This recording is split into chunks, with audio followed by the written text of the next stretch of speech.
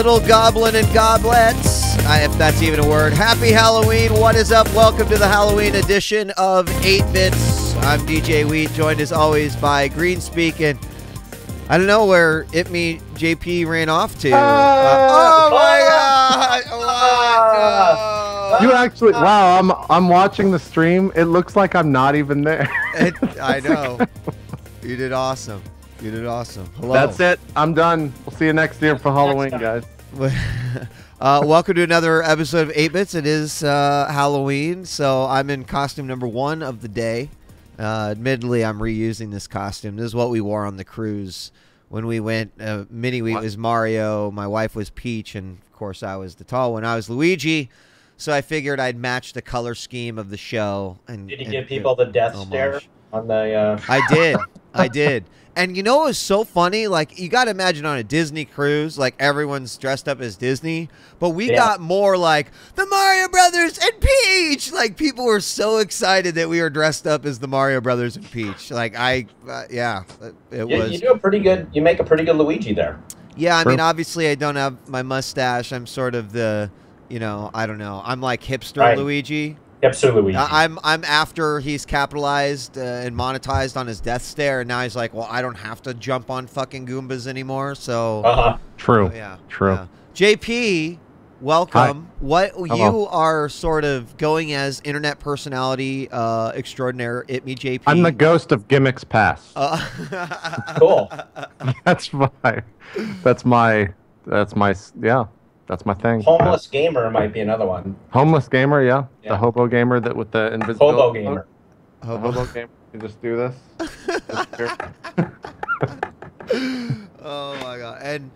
And Jeff, I don't know if you just dress nice to the show or if... No. Oh no. This is my costume because I only pull this out for funerals and weddings. I'm actually a game industry CEO. That's who I'm at. So I've compiled a number of things I can say to prove, like, why can't your game be more like Candy Crush? That's one of them. Wait, you're putting this in the release? Save that for the DLC. How much can we charge those morons for a season pass? Okay. I love it. That's a few. I love it. I got a lot. That was great. That was great. I actually have something that will fit that to later on in the show. But that's good. I like that. We'll have to ask the CEO what he thinks about different things throughout the show. Yep. For sure. By the way, this shit is not staying on because it's so hot and uncomfortable. Sometime at the break, I'm stripping. Oh, that's fine. That's fine. Right. As long as it is on camera. But you don't show your chest. No. That would be no nipples. I've seen that in the 8-Bits contract. No nipples anymore. Right. Yeah. True. we were working up to it, but unfortunately, due to terms of service and all that stuff. Welcome to an episode of 8-Bits. Here we talk about video games, but usually at the very beginning, we try to get everything else out of the way. So in the worlds of comics, movies, television, anime, all that other jazz, I think probably one of the most prominent things that's happened over the course of us in our last show is that Marvel just dropped, like, after DC dropped sort of this small 50 megaton bomb going like, hey, we're serious about our superhero movies, and Marvel's like, yeah, let me just unzip my pants here 1 second. Can you clear off this table? I'm going to need about 9 feet to put this out here. And they kind of just shadowed over DC's release list with their most recent list that included Black Panther, another Iron Man, or excuse me, another Thor, and then, of course, the double part Avengers that every single movie is going to kind of lead to. Which is awesome. You guys heard about this undoubtedly. What do you think? Yeah. It's amazing. The thing was, like, they were already overshadowed. They didn't even need to do that to sort of be overshadowing DC's offering anyway, personally. And I'm a fan of both, so it's not like DC's stuff was bad, but I still felt like Marvel's already got the movie thing in the bag pretty much. Yeah. And then by doing this, it was just like, Jesus, game over. I mean, they just crushed it. I thought it was really cool to see Black Panther. That one to me, They're going really, nowhere. really like not obscure, but they're digging deep into the. Well, I mean, Yeah. you It's guys good. It's like awesome. so. I mean, I'm actually not surprised about Black Panther because he is sort of an integral bridge with the That's true. Avengers and a lot of the other Marvel universe. Like, believe it or not, like Black Panther, yeah, he's not a Wolverine or Well, he's not it's like all an Iron Man. It's because of the metal or whatever from Wakanda. Yes, yes, right. exactly. So the other rumors that are floating around because of this is that they're saying that Spider-Man might get released back to Marvel Studios heard that, before yeah. the Avengers Infinity Wars, which he's in. Like him Yeah. and Wolverine, and like there's a lot of other characters. But God, I just have to imagine like Infinity Wars is going to be fucking off the wall. Yeah, that's Infinity the one Gauntlet. for sure. Oh, Yeah. Wars, yeah. Wars, I thought you yeah. said Ward, then I was like, Infinity Wait a minute. Ward. No, And I gotta say, I just don't understand DC. I really don't. They, you know, like I started watching the TV shows, so I've been watching Green Arrow and Flash. Flash is great. they're Right. yeah, it's amazing. But to me, like, what kind of clusterfuck was the announcement of a Flash movie with a different actor yeah, right at the same time that they're trying to get their Flash TV show off the ground? It's like there's like two different companies trying to do the same thing. Like they don't have an organized strategy. It seems. No, Like I mean you're absolutely right. The problem with something like that is that they build up this giant Flash cannon in the show. Like, would they then have to wrap the TV show around the movie? Like, if the movie was a different type of war, then it wouldn't make a whole lot of sense. It was the same guy, but I kind of agree. Like, everyone seems to love this new Flash as well. So it's happening with Quicksilver as well in the X-Men Scarlet movies Witch as well, right? Yeah, Or no, not. I don't think Scarlet Witch is in the X-Men movies. yeah. But Quicksilver definitely is. Like Well, two different actors. I think they've alluded to the Scarlet. Wasn't the Scarlet Witch at the end of one of the X-Men? I don't know. Anyway, Maybe Yeah. I forget. Are you guys watching Gotham still? Nope. No. I lasted the pilot and I was out. Yeah, I was out. I'm not. I made it to 2 episodes. Couldn't do it. Seemed like a good idea at the time, Yeah. but then Yeah. Batman without Batman, maybe not It's such a not, good. not Yeah, that's like the number Batman. one thing that people are saying is Batman without Batman. It's not that that But exciting. but the guy who plays Penguin, he's pretty good. It maybe could have just been the Penguin show, but yeah, I don't know. And the guy who plays James Gordon is way off. Really? I don't picture Jim Gordon as like I don't know. He's playing him Some like of the that. chat is saying that they really like it. I mean, Do they? I don't know. For me, it's just not for me. Yeah. Yeah, the guy playing Penguin carrying the show. The ones I saw, I agree. He was cool. I also saw a couple of people dissing the Flash, which I'm enjoying. I actually, Flash for me is probably one of my favorite shows thus far in the year. I Wow. feel like this week's episode was awesome. I don't want to get into spoilers, but they introduced like a major villain in the Flash world, and it was great. It was awesome. It's a very strange world that we're living in, that so much of TV and movies now is dominated by this stuff.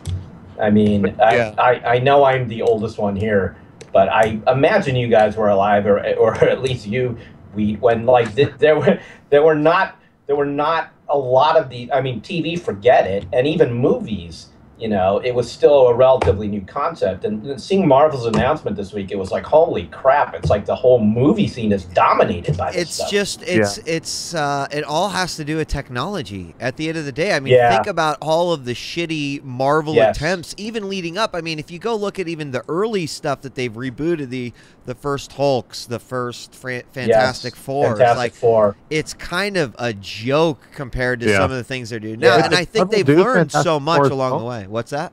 Did Marvel do Fantastic Four as well? I don't know if that was they own Marvel the property, Studios. so- I think not have been Sony their did studio. Fantastic Four. I forgot. All I remember from that stupid fucking movie is that Galactus was like an evil space fog, and that was. That's all There's all sorts of bad all It was about bad. it. But they've learned a lot along the way, and I think that's.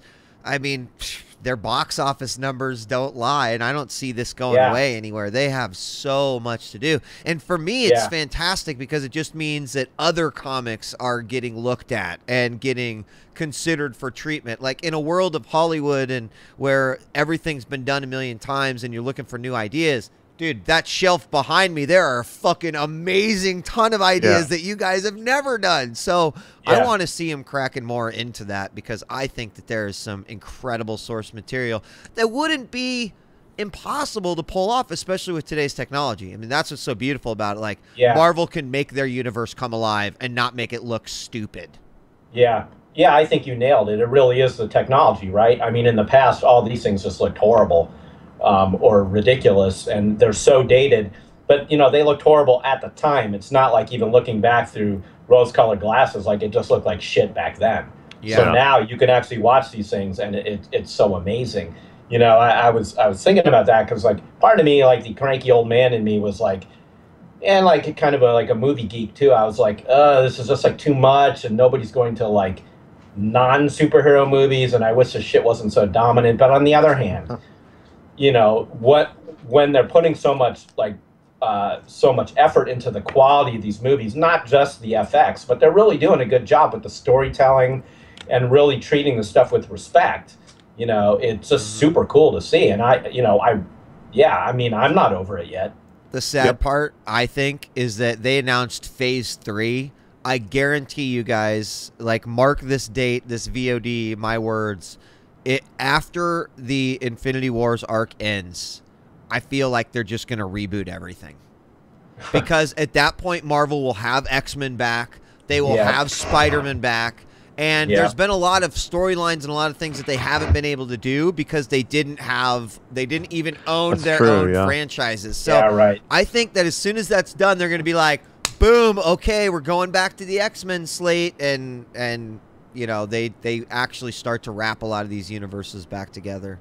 Because that's the one thing I miss about it is that, you know, I mean, I bitched about this on stream the other day, is that Wolverine is a huge part of the Avengers, and you know, until Sony no longer has their hands all over the X-Men franchise, like, we're never going to see him. And I'm ready. Like, he was a perfect addition. So. Yeah, you're right.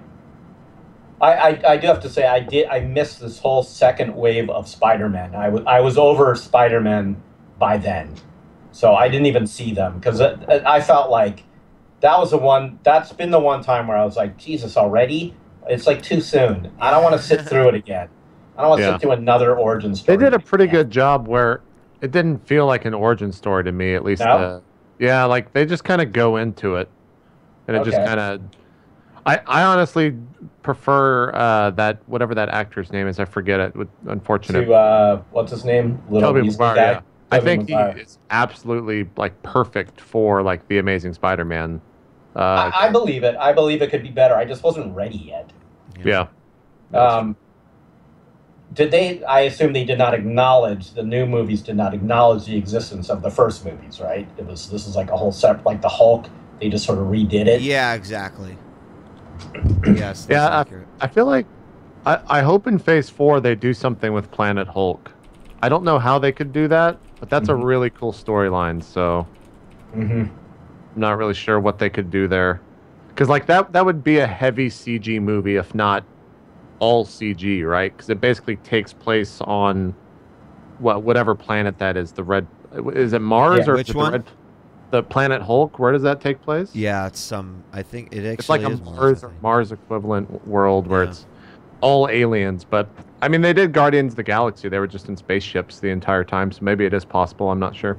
But we'll see. The announcements of this week, I forget what I was doing, but my day was basically like taken over when that went live, and I just sat there like F5ing like, oh god, what are they going to do next? And then they came out with that one shot of just like all the movies on the timeline. Yeah, I was just blown away. Like, even the new Avengers trailer was awesome. Oh, that was incredible. Yeah. Did you see the sneak peek of it? Or like that Marvel fucked up right last week when they were going to show that and teased that was going to happen during Agents of S.H.I.E.L.D.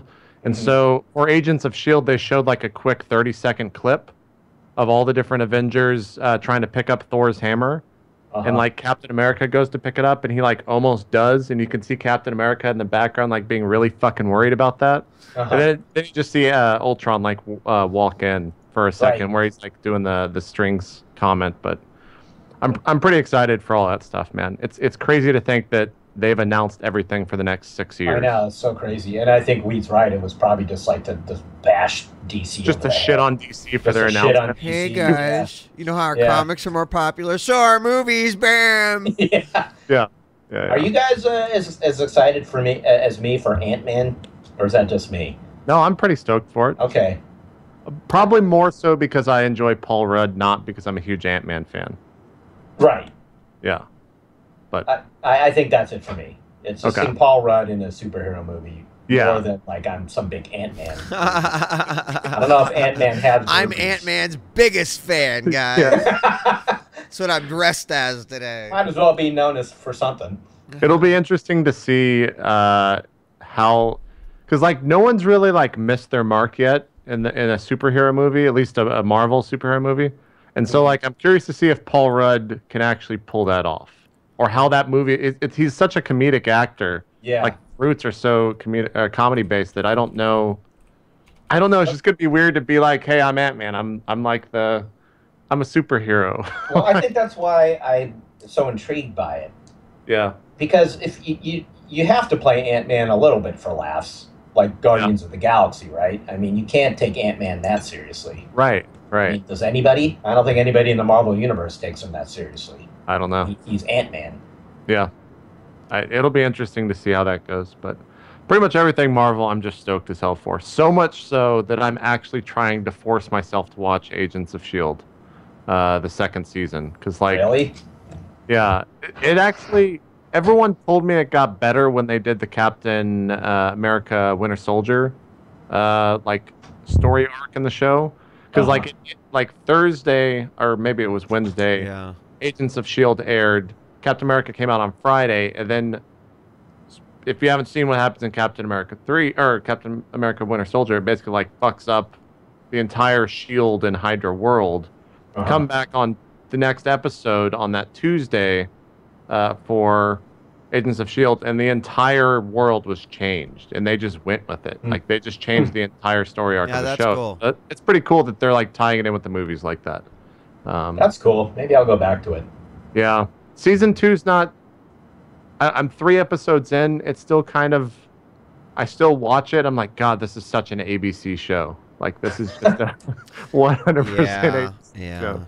But if I've gotten through 4.5 seasons of Once Upon a Time, I think I can stand Agents of S.H.I.E.L.D. Didn't Patton Oswalt join that show, or am I making that up?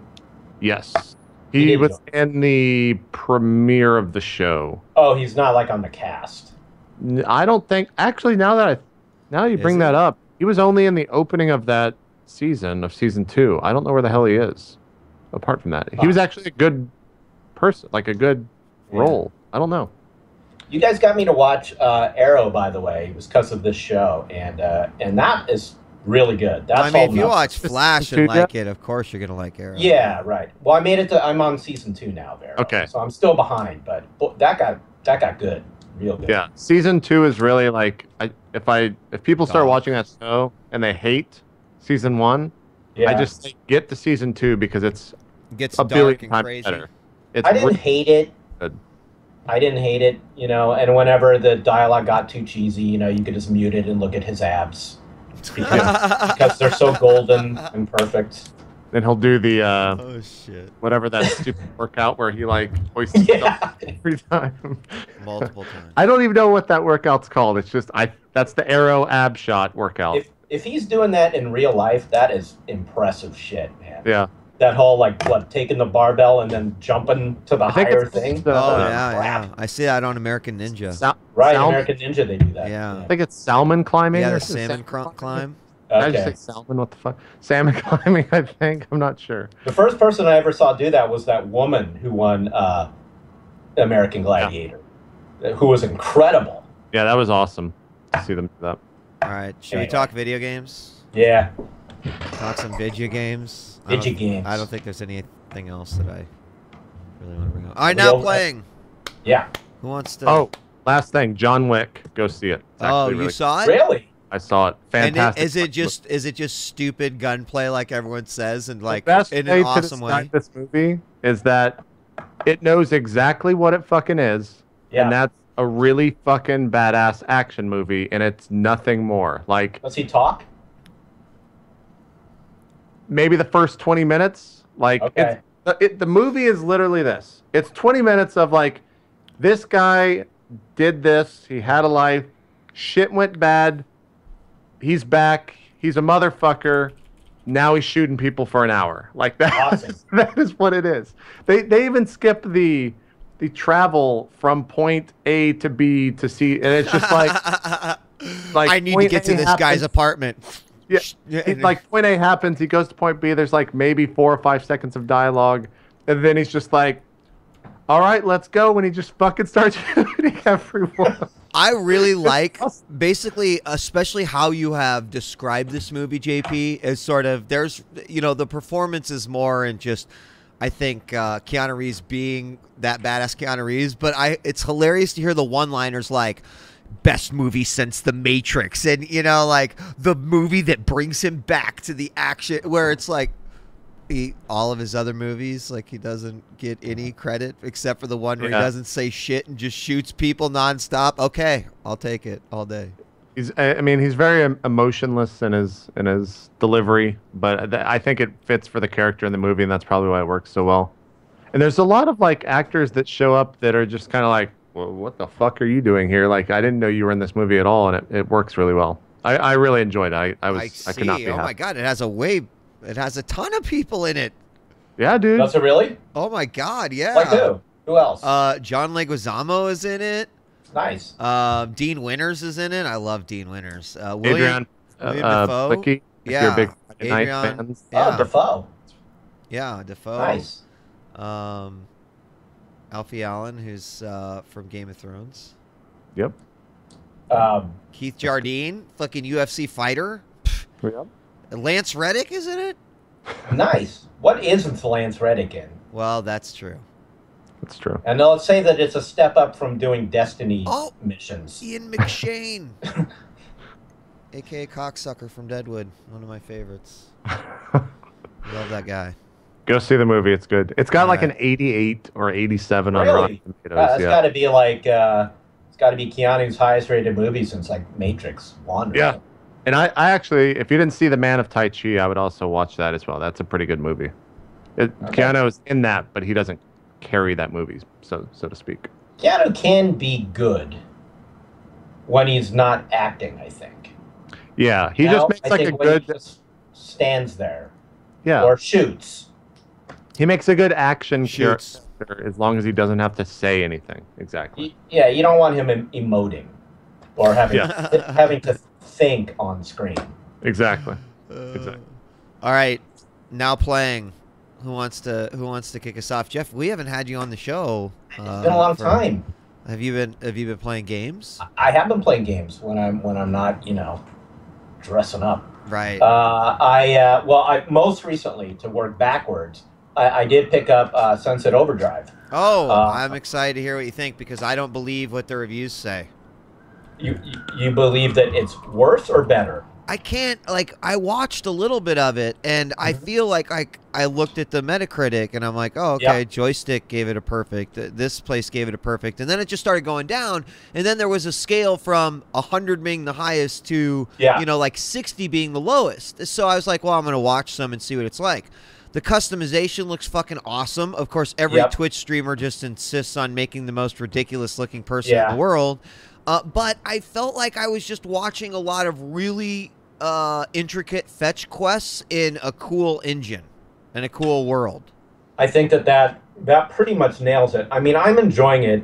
I think that the humor is like probably not for everybody, and it goes, it's relentless in the same joke over and over that like this is a video, you're inside a video game and we acknowledge it. So it does that for forever. And it gets a bit much, but sometimes I have laughed out loud at the things that they've said and done. So in spite of the fact that I've played for maybe 4 hours, so not a whole lot. Okay, you're about where I'm at then. Yeah, but the guy I made was I made him be as stupid looking as possible, and it's always funny for me to look at him. A lot of the dialogue is funny with the different characters, but yeah, what I'm seeing so far, and I could be wrong because it's only 4 hours, so that's my disclaimer. But it does feel like it's a lot of the same thing over and over. Once you're grinding and you're shooting, right?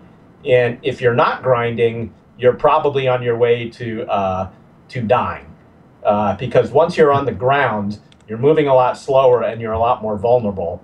Yeah. But then when you're grinding up on the rails or wherever you're grinding, then all the monsters are kind of like cannon fodder, right? So it's sort of like, it almost feels like it's one extreme or another. Either you're grinding and you're just wrecking everything, which is awesome, Yeah. it feels great, or you're on the ground frantically trying to get up higher because you're about to die.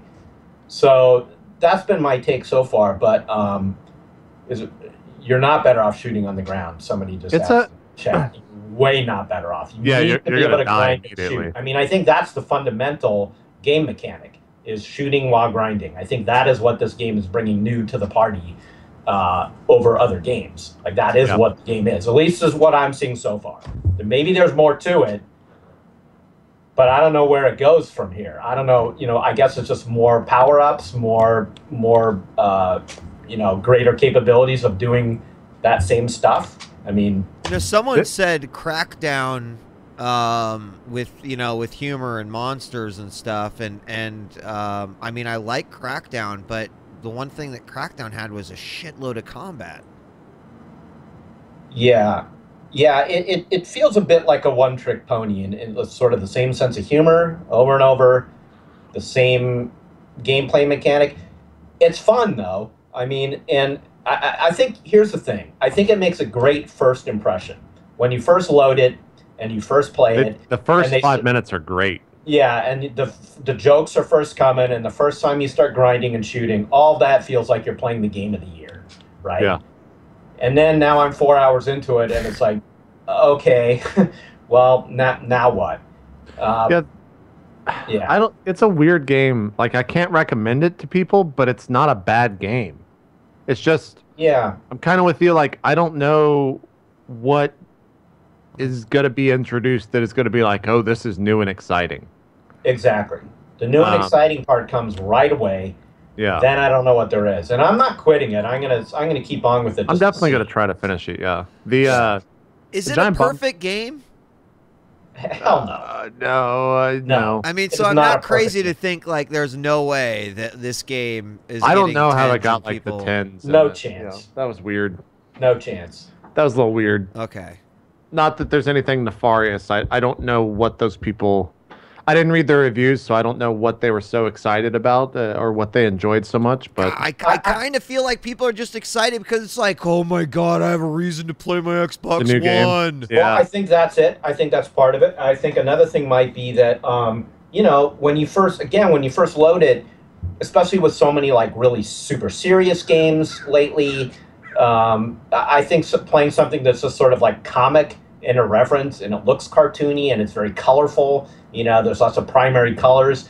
I think when you first boot it, you're like, this is a joy. Maybe the way we often feel about really good Nintendo games. Like, this is just like fun. This is sheer fun.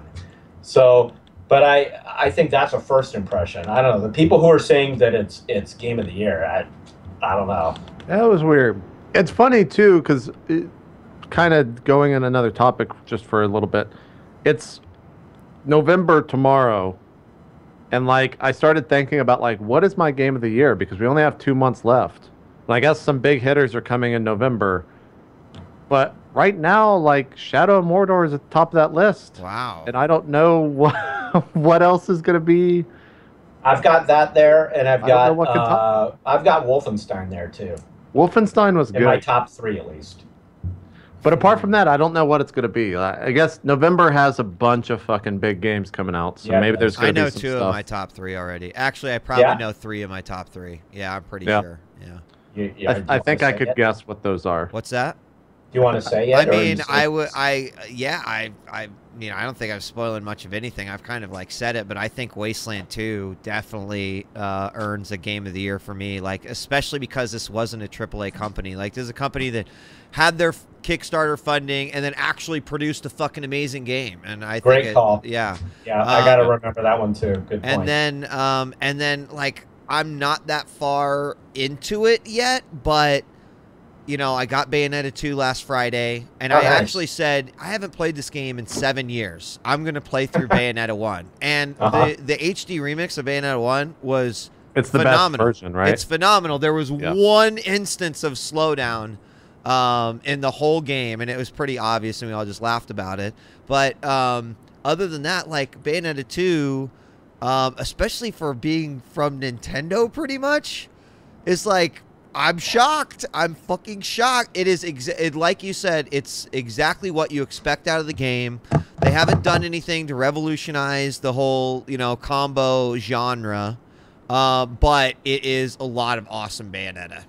Yeah. Maybe I got to get a Wii U. Shit. Man, there's some good games coming out. It might be Bayonetta was kind of everyone's big game for the Wii U. And I mean, I don't even have to have played it yet, but I feel like having played Smash Brothers 3DS, that Smash Brothers Wii U is already Game of the Year. I mean, if you've read the recent shit about what it offers too, like, oh my god, you know, every Smash player's dream. But yeah, I want to. I mean, did you guys have anything else on Sunset Overdrive? I guess I don't know. That game is so weird to talk about. I want to finish it. Everyone that I've talked to that's beaten it said that they're... I don't know if I've gotten past it already or what, but said that there's a moment in that game where it, for whatever reason, the latter half of the game is so much more fun. Sunset Overdrive? Yeah. They said that game really takes off. Is it like you get a power or an ability or something? I don't know. Like, I thought I had all of the... mobility powers. Like I have the air dash now. I don't know if you have that yet, Jeff. No, I don't. It allows you to just like dash in midair, which is kind of nice because you're constantly moving.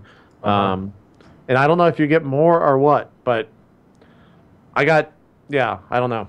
I got sidetracked by Lords of the Fallen, and then I haven't gone back to this. Oh, are you enjoying that? Yeah, I mean, Lords of the Fallen is also a weird game. Like, I really, really, really enjoyed the first... I've played about 9 hours now, or 8 hours now. I probably enjoyed like the first 3 or 4 hours. Yeah. And then I don't know if I just built my character to be completely broken, or that I've played all the Dark Souls games, so I know what I'm doing in these type of games.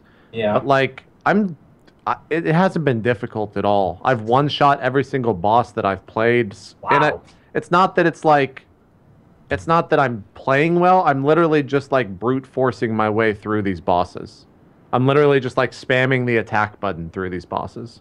Well, I know that they wanted to make it an easier Dark Souls, right? I mean, that was the whole goal. They never set out to go for the super difficult stuff. But like the first couple hours of the game were immensely harder than where I'm at right now. And I also, like, I'm really confused. I feel like some of the mobs that I'm fighting are completely broken. Like, the AI is just fucked.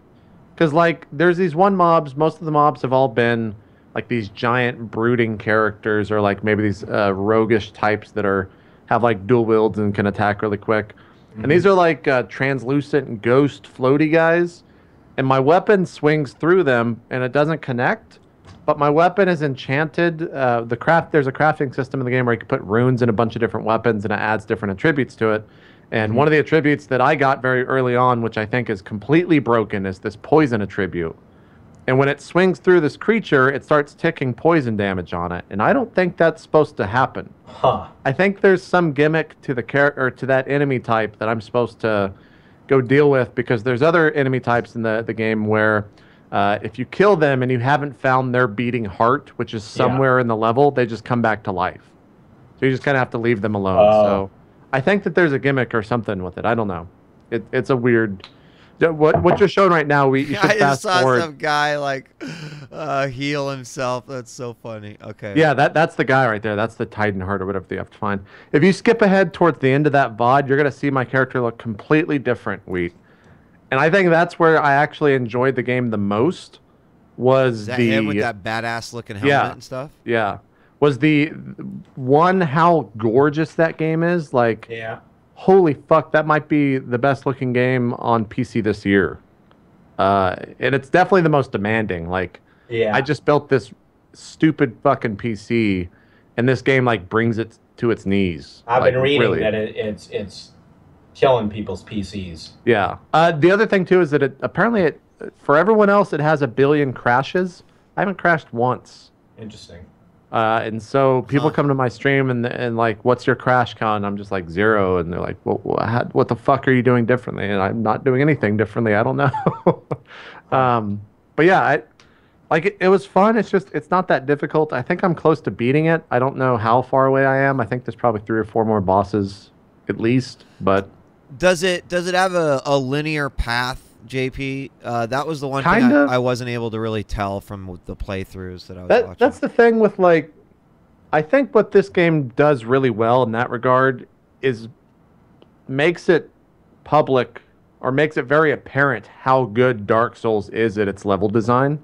Yeah. Because this game tries to emulate that, and while it doesn't do the best of jobs, every now and then you'll get like that the supposed shortcut where you're like, oh, I know exactly where this place is at. Like okay, that makes sense. I know where I'm at. But a lot of times I'm just fucking lost. All the environments look very identical to one another, whereas like Dark Souls has like these very hard clashes of level design going from one point to another. This place is all just very like gritty and very whatever. I don't know what engine this is. It looks like the Crysis or Crytek engine or some shit. But I might be completely wrong. No, I think it is. That would make sense because that's definitely what it looks like. But there's definitely moments where it's just like, I don't know where I'm supposed to go, and I don't know. And the other thing too is the voice acting and the motion capture during these little like mini cutscenes that they have is abysmal. It is really bad. It's like laughable. Like a character could be like looking off to the side where they just have like these idle animations where they're just kind of like looking around, and the entire time they're supposed to be talking. But that's not what you're playing this game for. You're playing for the combat, and the combat is fun. I had a fun time playing the combat portion of this game, and I'm still playing it. So nice. It's definitely a lot of fun. Cool. Nice. I mean, in terms of combat, I want to really quickly go back to Bayonetta 2, because it is obviously a lot of what the first game offered, but they took out some of the tedious things that you were sort of grinding towards in the first game, and I think they made it a little bit easier to level up in that regard. Because in the first game, you spend all of your halos on new moves. You know, all the little currency that you pick up from monsters on new moves, because otherwise you'll just get your ass kicked. But I've actually got enough to buy costumes, so now I'm getting to dive into, you know, the other side of Bayonetta, which is just like a giant dress-up doll game as well. But you guys, I was really expecting that this game would be much more tame, would be more chill, because it's still, I knew it was Bayonetta and it was Platinum, but it was still being published by Nintendo.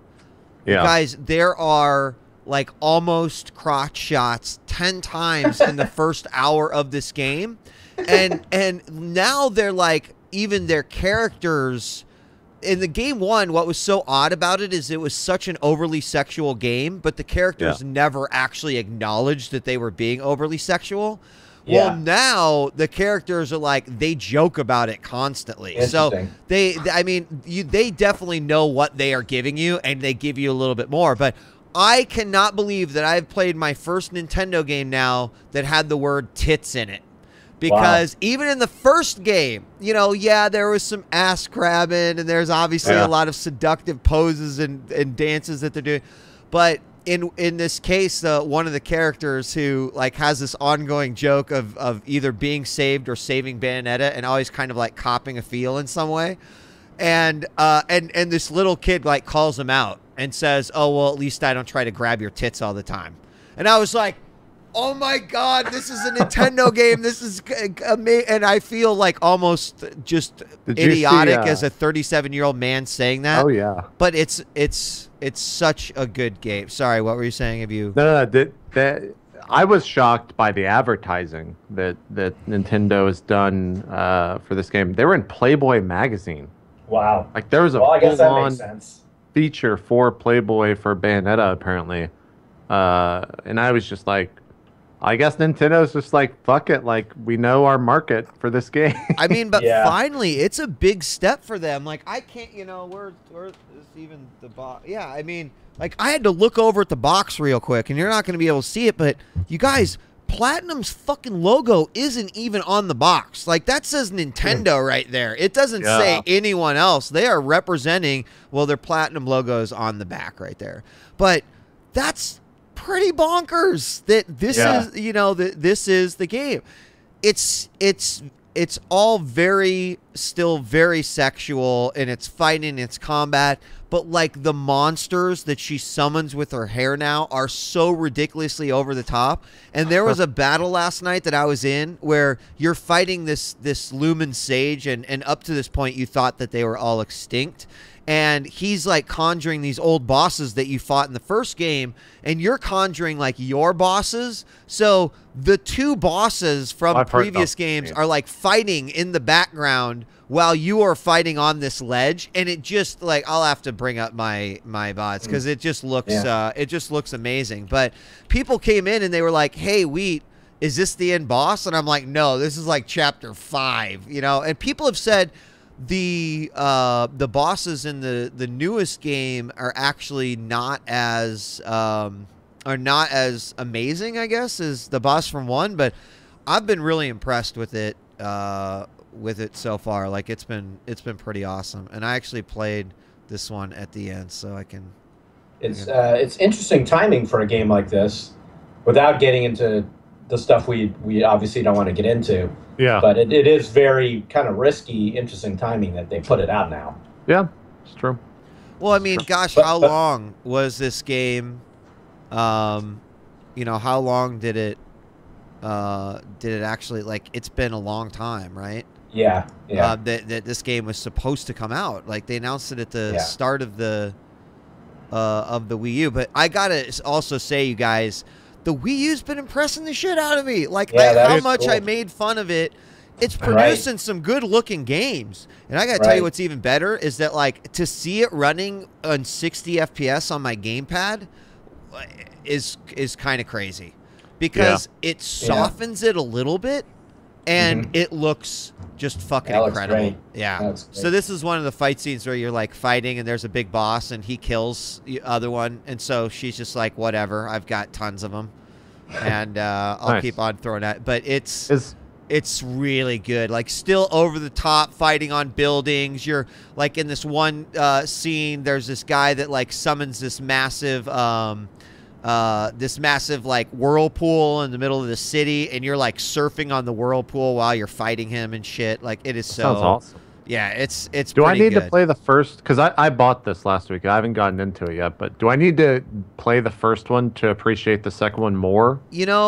I don't know that you have to. But God, after playing the first one, like the remaster is so good, JP, and the game still holds up as like a combo game. So I would say, you're going to see characters, and you're going to see people that there'll be like references to the other game. Okay. Like, you might enjoy that side of it a little bit better. But it's not going to be like a shitty game if you don't. I would say it's worth it. Like, this game is 7 years old. Yeah, I never played the original. And it's still held up. I've heard nothing but good things. I thought maybe I would pop in a couple of chapters, and I was like, I'm going to finish this game. Like, this is great. I'll definitely check it out. Definitely good stuff. Yeah, I'll be finishing it hopefully this weekend on the channel. I believe it's a little bit shorter. They're both about when the Wii U gets down to $99, I'll buy one. What is it at right now? $199? Or is it? Is it $299? $299, forget it. $199, I could do it. Let's see. Wii U, Amazon. How much are they now? What? Oh, they're $2.99. Yeah. Yeah. They all come with like crazy bundles though. Oh, do they? Yeah, like there's a bunch of like there's a bundle that comes with New Super Mario Brothers U and Super Luigi U, etc. And there's one that will probably come with Smash. Yeah, they're definitely gonna do a Smash bundle. That includes that price. Yeah, it's $305 right now from Amazon. Okay. One-click order. You could order it right now, Jeff, and spend $6 on shipping and get it tomorrow. I got to start hinting for the holidays. That's what I got to do. There you go. I wanna just real quickly before we move on to the next game, because as streaming Bayonetta, I won't lie, with everything that's been going on as of late, like there was even a part of me that was like, God, is this, you know?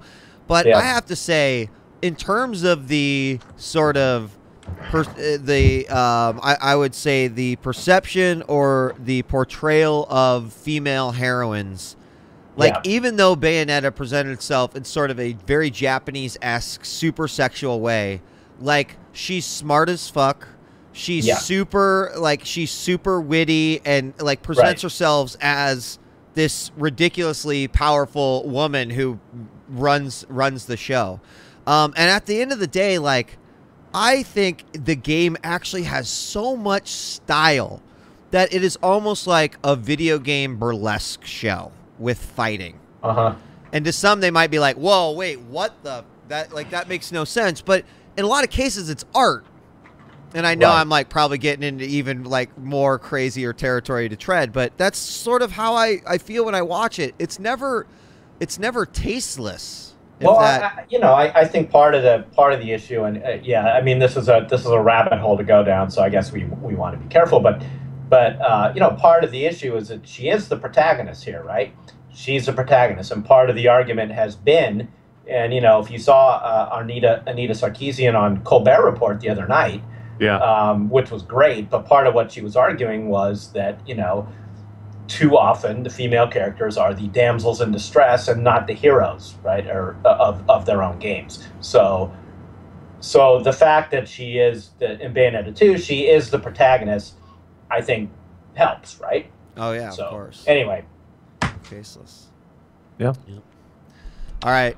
I'll definitely check those games out. What else have I'm trying to.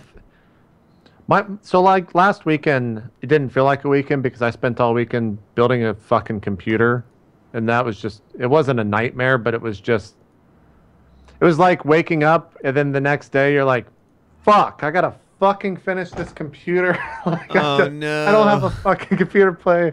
And so then I put it off for a day, and then I'd like wake up the next morning and be like, well, I guess I gotta finish this computer, et cetera, et cetera. So I don't know what I've played that I haven't talked about on the show. Did you guys play, because since it's been so long since I've recorded with you, did you guys play Alien? I skipped it. I've downloaded it, but I've not played it yet because of Bayonetta. Did you play it, Jeff? I haven't finished it. I've played a bunch. I like it. Really? Okay. I do like it. I haven't gotten into it yet. That one feels like it might be genuinely scary, so I don't know if I want to... It is genuinely scary. Yeah. It's genuinely scary. And what I like about it is that I mean, really, more than any other Alien game, which I guess isn't really saying much. That's not saying that much. At all. But what they at least did to me that's so smart is they made it about being, you are the hunted in this game. It feels very much like the first movie. Like, the whole thing is like trying to survive with this fucking terrifying creature on the spaceship. You're not, it's more alien than aliens, like by far. And it's really scary just to walk around in that environment and try to not make any noise. And when that thing comes in the room and you're hiding in a locker, it's genuinely terrifying. Someone in chat said it gets repetitive, and I have not finished the game, and I do believe that could be possible that happens. I haven't felt that way yet.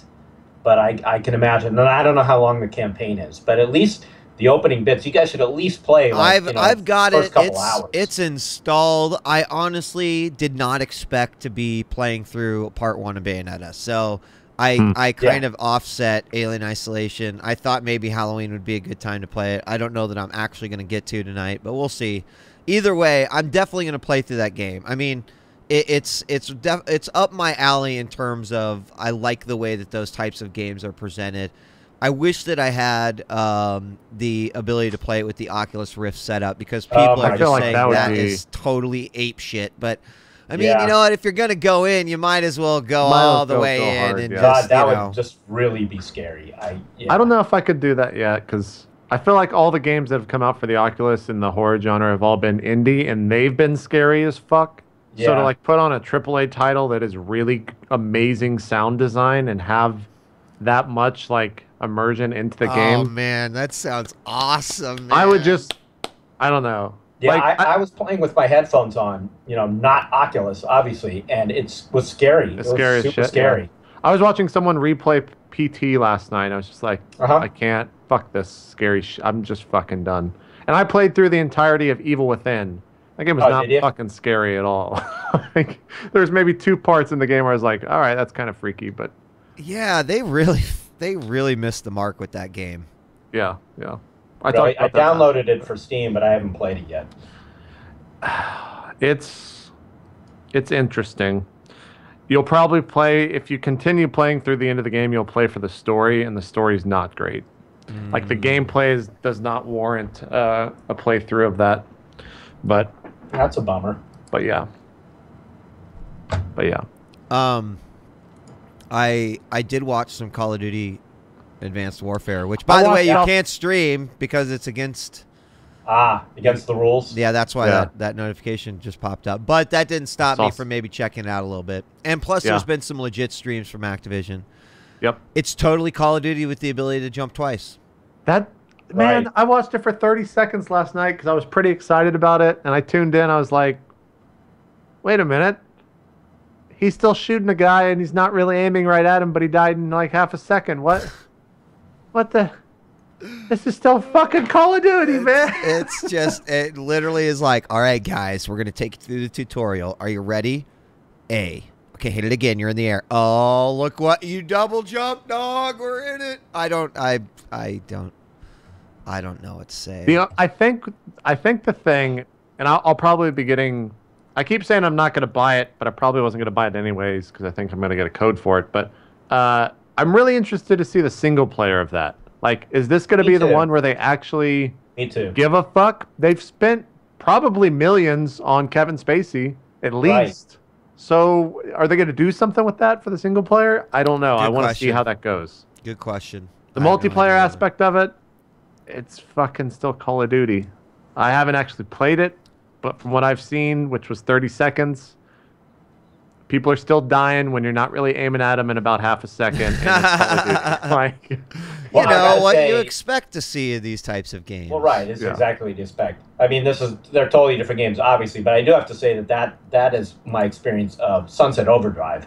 You don't have to aim at all. You don't. It's all. There's a lot of auto aim. I feel like I've been like a full 5 inches off, and I see him die. I'm like, thank you. Okay, I'll take it. And that game makes sense because, like, I feel you're more concentrated on where you're gonna jump to next or where you're gonna grind to next, rather than like, oh god, I gotta put my cursor exactly on that guy. And it's very generous with the auto aim in Sunset. Very generous. Which I suppose is fair since you're grinding and moving, like you said. Still. I don't think I'm going to get this, you guys. I think I have every Call of Duty sitting over there on my shelf, and I just think... This is going to...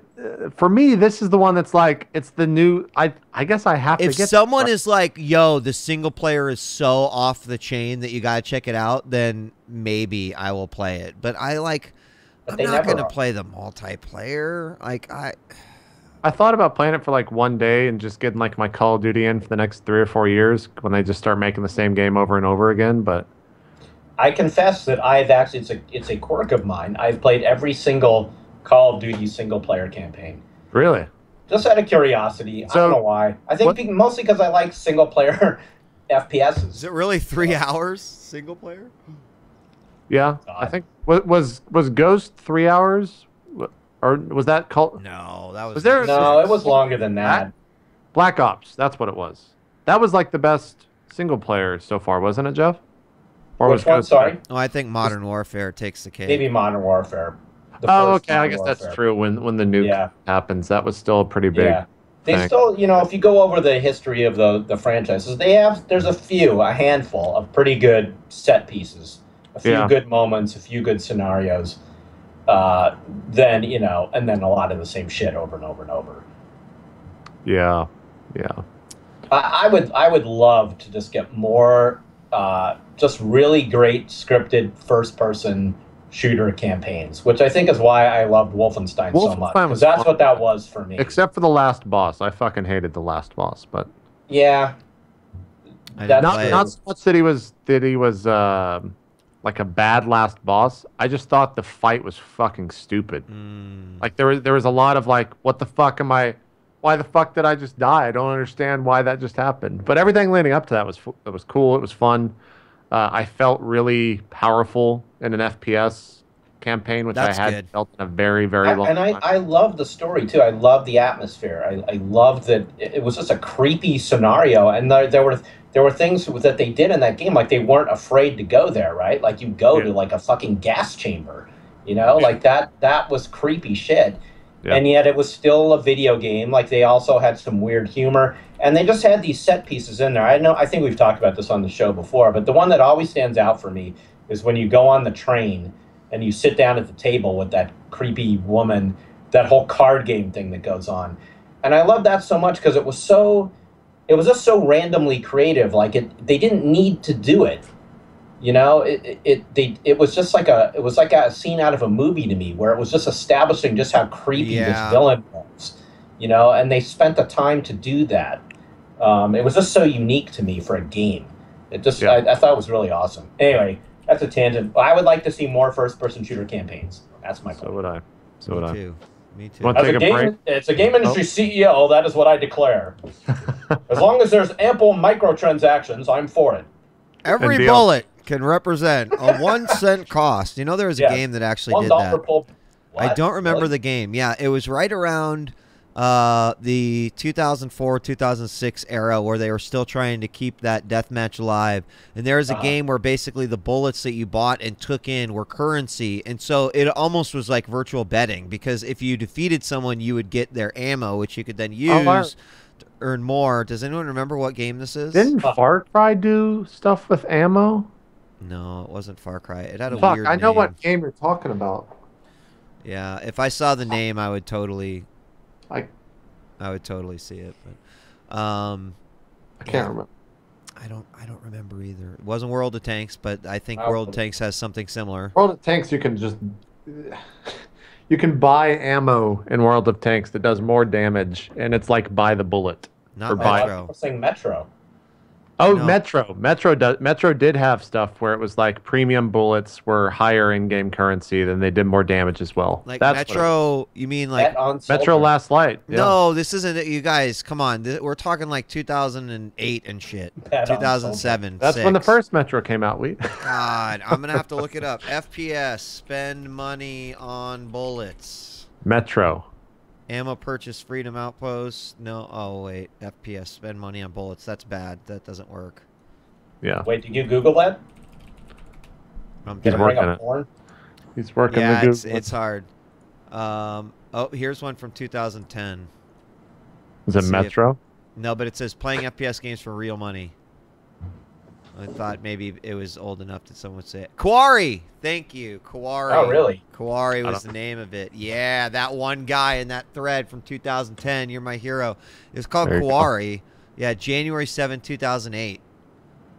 The player holding an item called the pill when the game ends receives a jackpot amount, and the player holding the pill for longest time receives a jackpot amount. It was based on a, quote, innovative business model where real currency is used to buy ammunition.